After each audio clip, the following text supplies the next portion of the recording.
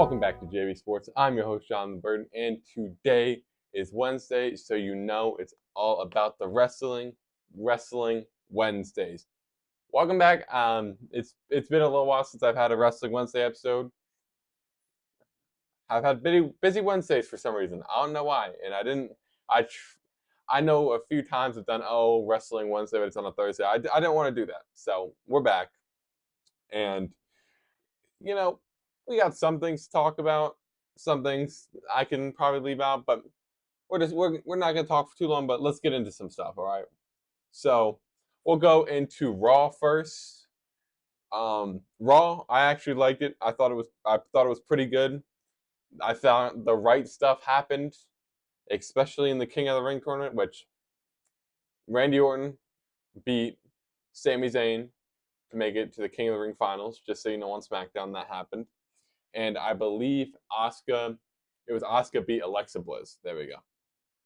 But we'll go on to Raw. First, Seth Rollins kicks off Raw. Of course, he does his whole spiel and, talks about himself a little bit, but it's all good. Next, Penta versus Braun Breaker. Fire match. Oh my gosh, this match was amazing. Penta and Braun Breaker both transitioning to be even bigger stars in WWE. Penta a little older, Braun Breaker younger. He's the next big thing in WWE. He's the next champion. He's the next he's the next biggest thing. He's the next guy. And what a match they had. And let me just say, the ending, that spear he had on Penta was insane. Penta goes with the springboard and Breaker just pops him right in the air. He's done it a few other times. He's done it to Carmelo twice. I think he did it to one other person. Now he's done it to Penta. I absolutely love Braun Breaker and his spears. He just keeps hitting better, and better ones. It's insane. The one against Carlito, amazing. It just keeps getting better. Next, Goldberg says he's going to beat the what out of Gunther. I don't think he will. I think it'll be a good retirement match for him, but I don't think he's going to do much. Pretty good though from him. Jade Cargill versus Roxanne Perez. I thought personally it was a pretty good match. One of the better ones that Jade Cargill has had, but you had no one to come out there to help Roxanne, so Judgment Day isn't helping her. Of course, Liv is injured. Dom is injured, but Dom's still here because he can be here. Raquel is not helping her yet, which we'll see maybe if she changes her mind by the end of the episode. But at one point, Cargill was kind of faking a small injury, just going through the match, which she did well. And I do think it was the right idea to have Cargill win this, because either what happens is you get Cargill that wins, and she goes against Tiffany Stratton at SummerSlam, and you have Naomi cash in on her. That would be a great storyline wise. Or if Asuka does pick up the win, her versus Io, which already is cinema. So either way, whoever wins this, it's going to end up being a good storyline, I think, because again, like I said, on one side, Jade Cargill goes against Tiffy at SummerSlam. Maybe she wins it, maybe she doesn't, but Naomi will cash in on either Jade or in Jade's match to screw her over. And on the other side, just a plain old banger between Asuka and Io. Who wouldn't want that match? So either way, it's going to end up well. Also, there was a Judgment Day little segment, and Finn is he's just having fun at this point. Finn Balor is just manipulating everybody in the Judgment Day. He is saying, "Oh, Dom, you don't need her. Good job, Perez." Like, he's building up Perez and slowly burying Liv, which is kind of funny, especially because Dom isn't fully reacting to it yet because he's not catching on. But he's been amazing these last few weeks, especially in those segments with the Judgment Day. So I love what Finn's doing. Hopefully he can get a title. I know that is a very, very, very big ask, which is probably not going to happen, but you never know. Maybe that's a chance. Gunther responds to Goldberg. he had an amazing promo. Oh my gosh. He said how he's a one-trick pony. This isn't your time anymore. He said he's going to embarrass him, and he's going to say I think the legend and myth of Bill Goldberg dies. So he's trying to kill the man's legacy. And it was absolutely amazing. The promo was just perfect. Next, Bayley versus Becky. Um, Pretty good match. It ended up with Lyra attacking Becky because Becky had hit her and she wasn't happy with that. And then Bayley getting mad at Lyra. And I think all three of those will kind of end up being in a storyline together. Rhea Ripley brawls with Raquel. It was all right. She slides in, attacks Raquel because Raquel had a promo calling her out because Finn said, "Oh, come on, we like somehow I don't remember what he said, but she got mad. It's like that's what we need you to be. We need you to be mad. So when you can take out Rhea, goes out, calls her out. Rhea comes in, starts wiping the floor with her. Roxanne comes out, helps Raquel get out of it. Then Raquel gets her and just boom, power bombs her through the table. And then finally, the last match of the night, which I'm happy with how it goes. Cody Rhodes versus the man Jey Uso. Listen, I love Jey Uso, but you saw one of my other videos. I was so upset. I will link that video in the description for you to see. I was so upset about Jey being added into this tournament. You could have had a more deserving guy, a guy like Kross, who we'll get into. Yes, I'm saving that segment. Then you could have someone like Ron Killings get into that match because Ron Killings is kind of on fire right now. So many more people could have got it. So many. Finn, right? Finn was Finn in there? I don't fully remember, but just more people were deserving. He said he was deserving when he just got choked down, and lost his title. So it was debatable if he deserved it or not. But you know what? It doesn't matter because this match was pretty good. They were kicking out of some crazy stuff. Jey started showing a little evil side. Cody showed a little evil side, but Cody was done with the yeeting. He was done with the music. He came out there, handled business, pinned Jey for the 1, 2, 3, and the final for the King of the Ring tournament men's side will be Cody Rhodes versus Randy Orton, and I love it. I have been asking for this match for months. I said it was going to happen during Cody's title reign. I said it would happen after. I said it was just should happen, and now it's finally happening. You know, this match is going to be amazing, I think. I really do think it should have happened during the title reign, but maybe it comes again after where he's like, maybe Cody barely wins, squeaks it out. Cody eventually wins the title again. Then Randy's like, hey, listen, we were close. I was right there. I could have beat you. So I feel like I deserve a match. Cody would be like, oh, you know, you've done so much for me. I'll give you a match. Loses that, turns heel. They have one more match, and then you know the drill. But I think that would be amazing. But like I said, Cody Rhodes picks up the win, pinning Jey Uso. They have a nice little moment at the end. They raise each other's hands. I thought something might happen there, like a turn or something, but it did not happen. And you know, I'm really hoping Cody turns heel soon. I saw some reports he might, but I don't really. I want to believe him, but I don't really know if I should or not. So I'm just gonna say he's gonna be babyface for a while, but if he turned heel, perfect. We need that. We need Cody Lander. We need Cody Lander back. NXT, um, and Trick Williams versus Josh Briggs. Williams wins, of course. I think I remember Joe Hendry maybe making an appearance.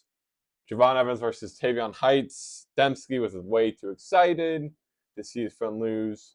Ricky Saints wins. He's back in the win column. Tony D'Angelo versus Channing Stacks Lorenzo for the Heritage Cup. Stacks defeats him. Noam Dar, of course, unfortunately, he gets injured once again, which sucks because Noam is so good, but it's sad. But you know what? Hopefully he can heal up and come back stronger. Jordan Grace versus Izzy Dame versus Jada Parker versus Lash Legend.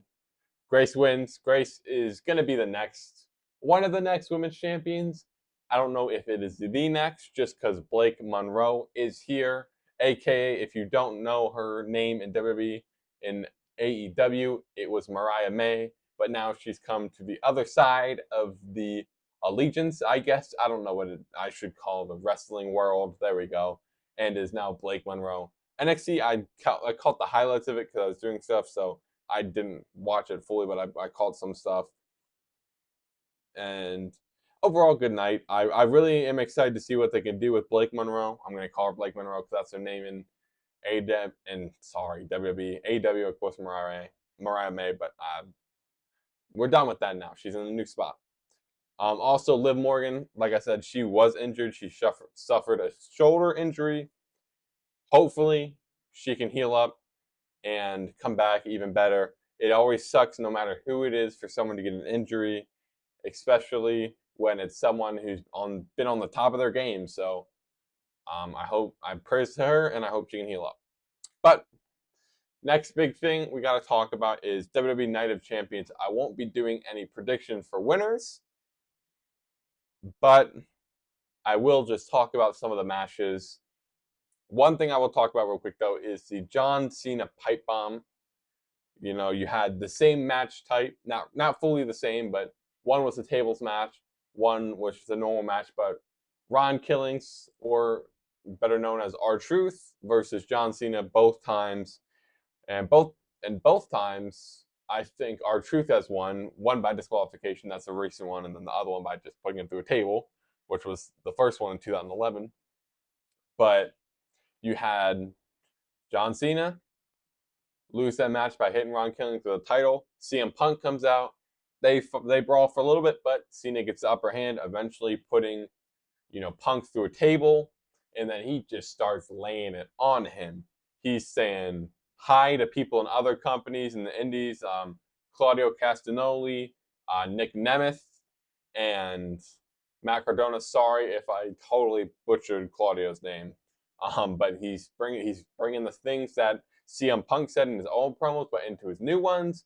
He talks about how he's not against TKO. He is TKO's guy. He's the biggest fan of them. How his tweets are strong, but he's a weak man, aka, Punk finally going to Saudi to have a match when, back a few years ago when WWE SmackDown was on Fox, there was a tweet that CM Punk said to Miz, because they had this little show when it first started, and Miz said sorry he didn't change the landscape or culture or something. I forgot it was, and CM Punk had some stuff to say about go do something and for Saudi money. It was crazy, but he brings that up. He brings up a bunch of old things that he said and twists it and spits it out as his own stuff, and it was amazing. One of the best, one of the best, maybe one of his best promos ever. I think it was really good. Is it as good as the original pipe bomb? No, because that one he actually just came out because he was not going to come back, so he just came out and said whatever he wanted.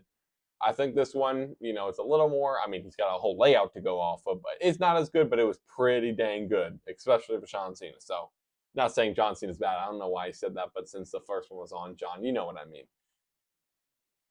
So, but cycling into that undisputed WWE Championship match, John Cena versus CM Punk. This match, I think, will be really good. This match brings fans back years ago. So I'm excited to see what they can do. Of course, this whole storyline of CM Punk going to Saudi to wrestle when he's had some kind words for that for other wrestlers, but you know what? It's okay.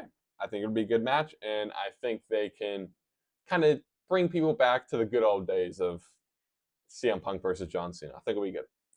Next match, I don't think these are in order, so I'm just saying them out. King of the Ring Finals, Randy Orton versus Cody Rhodes. I basically did predict Cody would win earlier, but that's the only one I'm going to say. And I think it'll be good. It's just these two, they have so much history with, legacy. They have had so many instances where they're talking nice to each other. They're being respectful to each other. someone's going to crack eventually, and we'll see who it is. I don't think it'll be at this match, but I think this match will be great. It's teacher and student, basically, so it's going to be great. Next, Asuka versus Jade Cargill. Asuka's amazing in the ring. Jade Cargill, she's getting better. We'll see how it goes. I think it can be a good match. I'm excited to see what Jade Cargill can do with Asuka. Asuka can, if she needs to, she can help Jade a little bit in this match, but I'm guessing that both of these guys should be able to handle themselves. Sorry, both of these women should be able to handle themselves. Next, and that is the Queen of the Ring Finals. United States Championship, Jacob Fatu versus Solo Sikoa. Solo had said some mean things to Jacob. He said Jacob was all gas, no brains with it, and Jacob heard. That was on SmackDown a few weeks ago. So on Money in the Bank Day, he cost Solo his shot and got his get back. And then at SmackDown, they had a nice little promo back and forth. Solo saying he's the only one he needs. He was the last one he had, which JC Mateo, I guess, just didn't care to hear. I don't know. Solo's really not picking sides well here. He's got to try to mitigate damage on both sides, and he's not doing it well. But Jacob versus Solo, because Jacob said the only problem was the U.S. title. So if you want it, come try to take it from me. And we'll see how that goes. I have a prediction, but we'll wait until my predictions video. Next match, Rhea Ripley versus Raquel Rodriguez in a street fight. These guys, every match I've seen so far, it's been good. They are both kind of the same wrestling type, so I think it'll be a great match. I think everyone's going to love to see Rhea because Rhea is the biggest woman in women's wrestling right now. Is she my favorite? No, but she is pretty dang good. And then finally, I'm going to talk about this for a minute. You know, sometimes it is always unfortunate for injuries to happen. That is why it is so unfortunate that Dom cannot wrestle against AJ, because that would be a good match.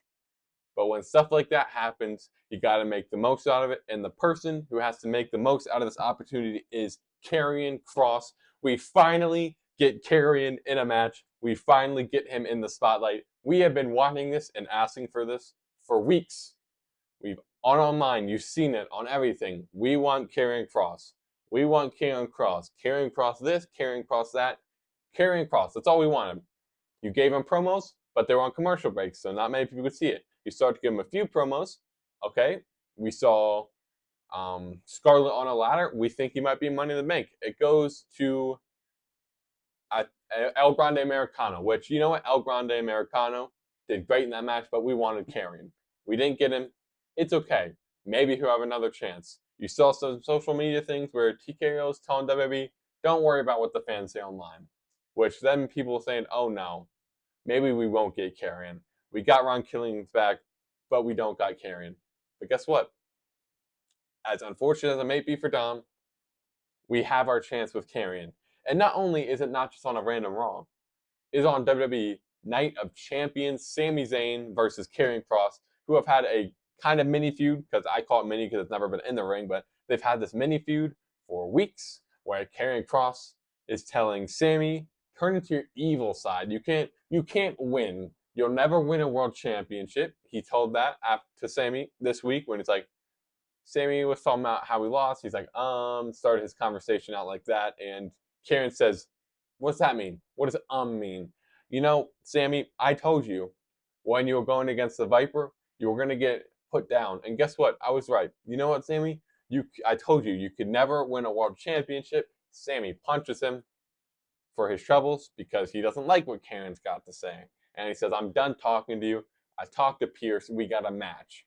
I thought it was going to be on Raw. Glad it's on this. But Karrion, that awesome man we know, holding mouth, still in the injury. Scarlett comes down, and he just starts laughing. He rage baited Sami Zayn. That's what he did. He rage baited Sami Zayn into a match, and I love it. I am so excited for a Karrion Kross match. We've been asking for this. We finally got it. It's going to be great. I hope they actually let him win, because Karrion, he deserves this. That promo after WrestleMania was amazing. People in the back were telling him how good it was, other wrestlers were, and we didn't get anything from it. Now we are. So let's hope Karrion can make the best of this. Let's hope he can win over the executives, win over booking, and we can get Karrion in higher level feuds and higher level matches, because I really thought Karrion Kross, being a Triple H guy, he could get more than what he's been getting, and he hasn't. But he's here. He's ready. We're going to get this match. I hope that he can just do well. A lot of people started hating on him now because of back bump stuff, but you know what? Whatever. I don't care. Karrion, I like him. I want to see him in a match. We'll see. If you don't want to see the match, then you just don't watch it, or you just force yourself to watch it because he's good and you know it. But I'm just happy to see him in this match. Overall, I think this card is really good, and I'm really excited to see what WWE can produce there. If it does happen, but I'm not going to get into that because that's not what we talk about on here. But really excited to see it. And, WWE has had some shaky things recently, but this is something that can make me forgive them for a little while.